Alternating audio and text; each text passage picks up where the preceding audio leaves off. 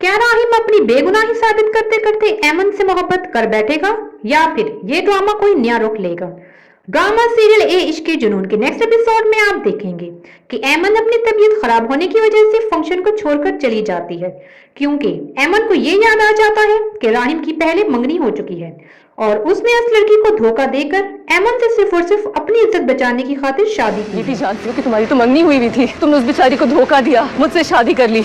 एमन को राहिम की कही हुई हर बात झूठी लगने लगती है, क्योंकि आसिया ने एमन को कहा था कि राहिम तुम्हें नुकसान पहुंचाने की कोशिश करेगा, इसलिए राहिम जितनी भी कोशिश कर ले एमन उसे ही कसूरवार समझेगी।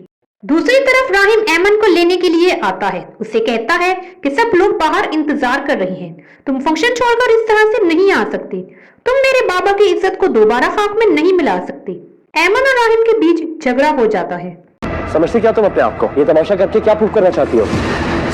दोनों अपना गुस्सा स्टेज पर लगे फूलों को तोड़कर निकाल देते हैं। कुछ देर बाद आसिया एमन और राहिम को ढूंढते हुए उनके कमरे में पहुंच जाती है। इससे पहले कि वो कुछ कहती, एमन बेहोश हो जाती है, तो आसिया ये देखकर घबरा जाती है और एमन से पूछती है कि तुम अपनी दवा तो टाइम पर ले रही हो? राहिम शॉक हो जाता है कि मॉम किस दवा की बात कर रही है। राहिम को शक होने लगता है कि एमन की इस हालत की जिम्मेदार कहीं मॉम तो नहीं।